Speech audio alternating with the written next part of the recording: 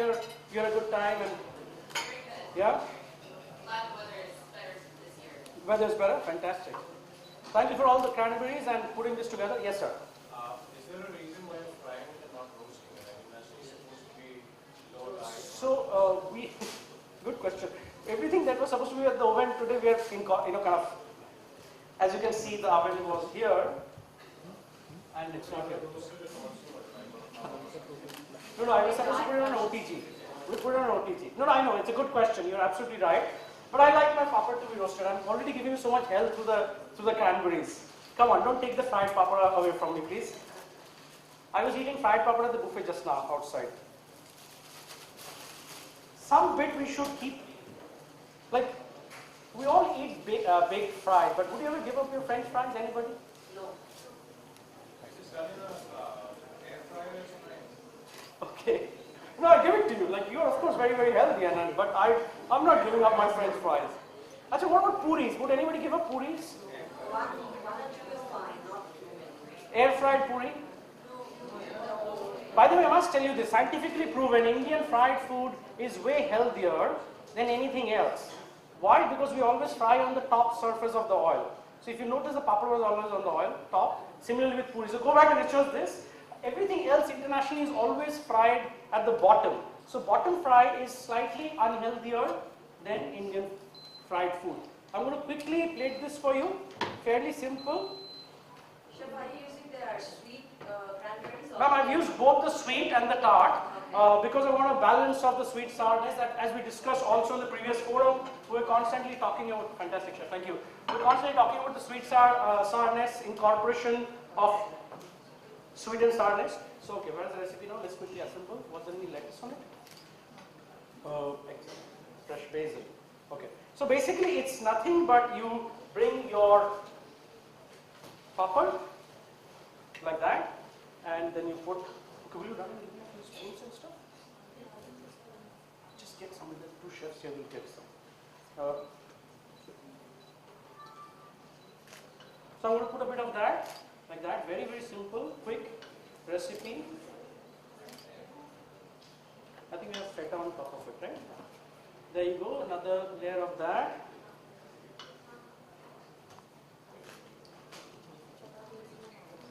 Basil, I've chopped up everything, so there's nothing left now. Very good. So the second layer of construction goes on top. The third layer, also very interesting if you want to do this for kids at home. It's very exciting to look at a nice pretty plate, which will almost look like a restaurant plate, but yet you can easily make it at home.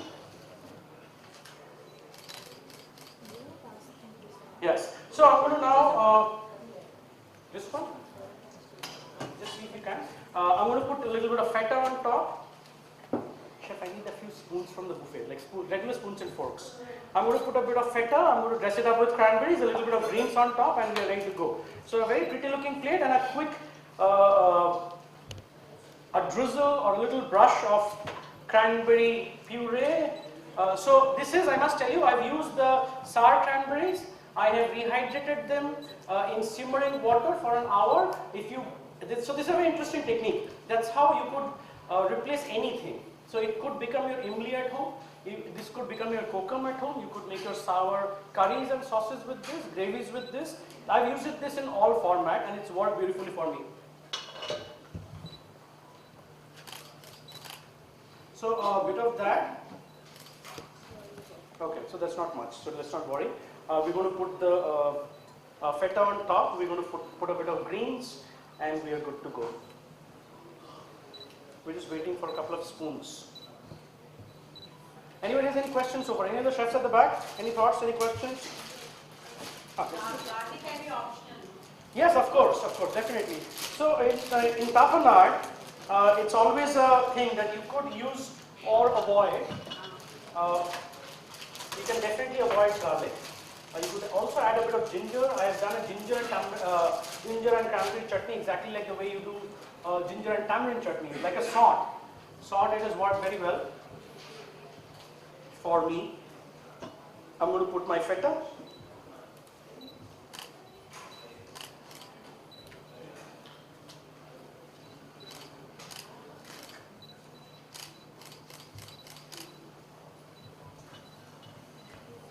I'm going to do a bit of the red cranberries. We've been talking about the color all day long.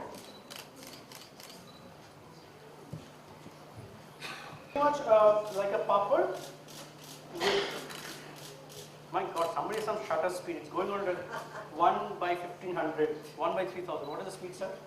Constantly going cut. It's ready? Yes, so that's the first plate, which is primarily using both the variants of cranberries.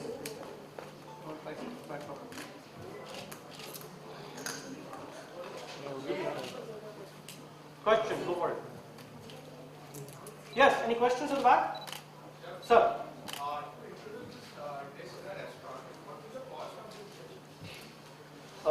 Good question. You want a sale price to be suggested, or you want a cost price? Cost price? Okay, so cranberries are coming at different prices. Is Keith or anybody here from the?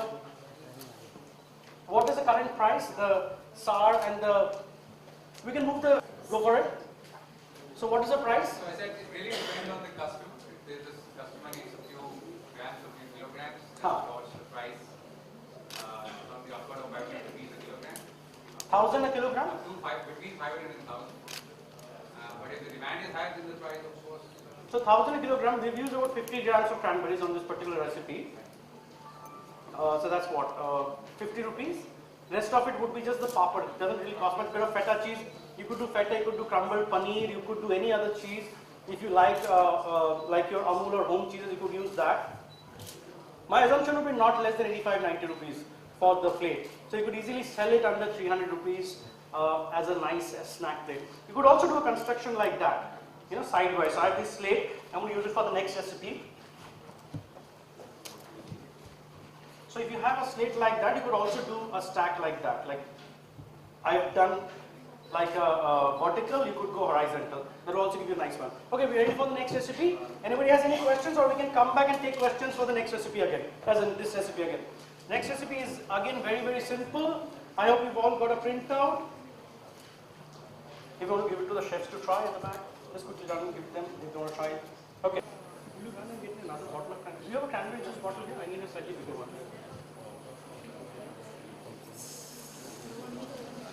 Just see if you can. A bit of balsamic vinegar.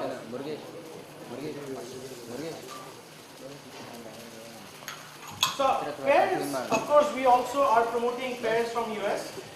This is a fantastic quality pear that we've got today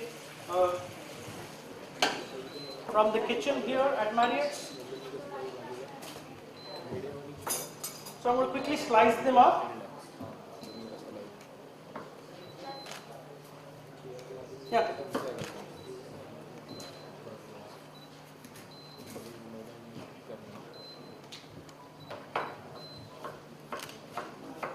Just put a little bit there. So quickly reduce the pears with the balsamic. Yeah, that's good enough. So pears, poached pears. This seed, the balsamic glaze is doing well. On the spot of the next one.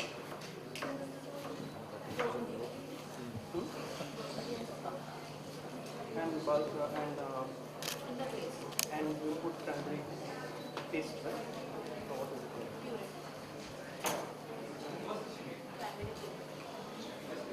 I'm going to use a bit of rosemary, cranberries. We have used, in place of that, the same sour tart cranberries. We have dehydrated them in the methodology that I mentioned, which is the the slow simmering method, by which we have made a puree of the same. I'm going to put a bit of that.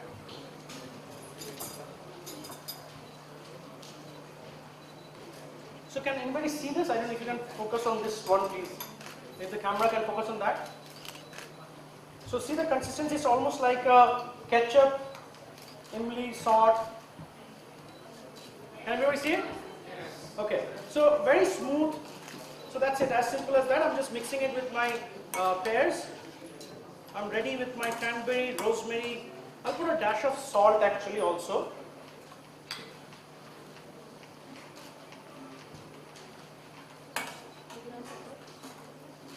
Yes, good. A little bit of pepper, thank you.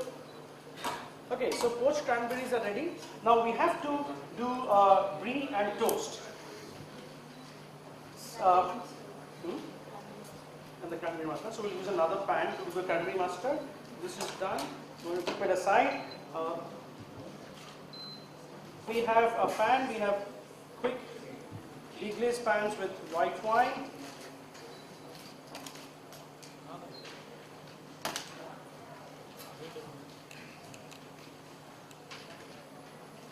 Bit of the cranberries.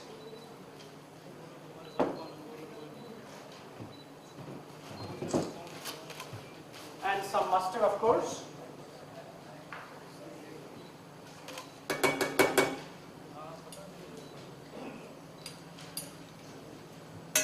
So you can also see it's very versatile. We are using a different components. We used it for an appetizer, which was the nachni stack. Now I'm doing a nice European bistro style brie, baked brie in breads with the cranberry mustard sauce. So it also kind of incorporates itself in different ways. So you can take it off from this section. Just take a tray and take it out. Or take a bowl and take it out. Put all that in the bowl only. Yeah? So just move that out section out. So saying that is the bread with brie. I'm going to quickly toast my bread on a tawa. Chef, I had asked for a little extra brie. Brie cheese.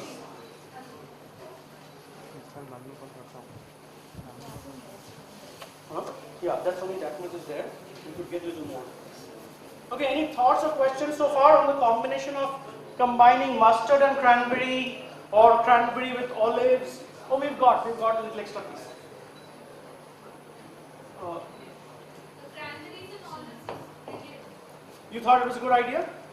Thank you so much. So since last year, since I've started working with US cranberries, it's been a beautiful journey. I'm constantly thinking which are the ways of incorporating cranberry into our food or our diet. So it was easy last year. It got difficult this year because it was the first year and the expectation was low. And this year we're doing again interesting dishes. So I'm really thinking of interesting ways of incorporating cranberry into the appetizer or in the mains. Desserts is always easier. You throw it with cream.